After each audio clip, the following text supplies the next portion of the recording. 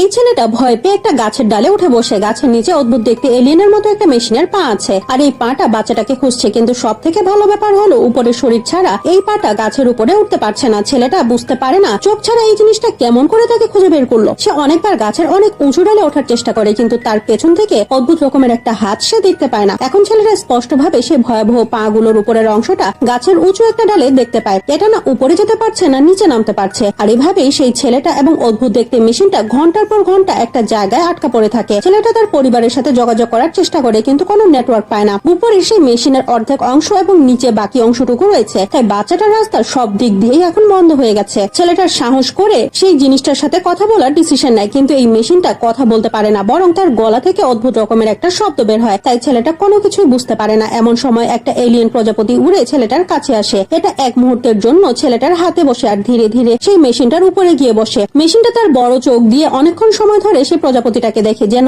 সে এর আগে কখনো এত সুন্দর জিনিস দেখেনি। যখন প্রজাপতিটা উড়ে যায় তখন মেশিনটা কিছুটা অস্থির হয়ে যায়, যেন প্রজাপতিটা উড়ে যাওয়াতে মেশিনটা একটু খুশি হয়নি। তার মাথায় জ্বলতে থাকা লাল আলোটাও হালকা হয়ে যায়। ছেলেটার একটু অদ্ভুত লাগে। মেশিনটা কোনো উত্তর না দিয়ে মাথাটা নিচে নামিয়ে রাখে। এমন সময় সেখানে আগুন লেগে যায়। আগুনের শিখা বড় হতে থাকে। নিচে থাকা রোবটের পাটা ভয় পেতে থাকে। সে অনেকবার তার উপরের অংশের সাথে জোড়া লাগার চেষ্টা করে, কিন্তু প্রতিবার অসফল হয়। আগুন দ্রুত ছড়িয়ে যাচ্ছে। ছেলেটা গাছের উঁচু ডালে ওঠার চেষ্টা করে, কিন্তু সব থেকে উপরের ডালটা অনেক উঁচুতে, তাই সে সেটা ধরতে পারে না। এখন ছেলেটার কাছে মৃত্যু ছাড়া আর কোনো উপায় নেই। ছেলেটা সেই রোবটের দিকে তাকায়, যেটা শরীরের সাথে জোড়া লাগতে না পেরে ধীরে ধীরে দুর্বল হয়ে যাচ্ছে। ছেলেটা এটা দেখে অনেক মায়া লাগে। সে মারা যাওয়ার আগে কারো জীবন বাঁচানোর ডিসিশন নেয়। ভয় পাওয়া সত্ত্বেও ছেলেটা ধীরে ধীরে সামনে এগিয়ে যায়। সে তার টুল বক্সের ভেতর থেকে একটা রশি বের করে এবং গাছের ডালের সাথে আটকে থাকা সেই মেশিনটার অংশটাকে কেটে দেয়। অনেক জোরে শব্দ করে রোবটটা নিচে পড়ে যায়। এখন ছেলেটা আবারও তার আগের জায়গায় চলে আসে আর সেখানে বসে মৃত্যুর অপেক্ষা করতে থাকে। কিন্তু তখন হঠাৎ করে সেই রোবটটা আগুনের ভেতর থেকে বের হয় আর গাছের উঁচু ডালে উঠতে শুরু করে। সে ছেলেটাকে তুলে একটা সুরক্ষিত জায়গায় নিয়ে আসে।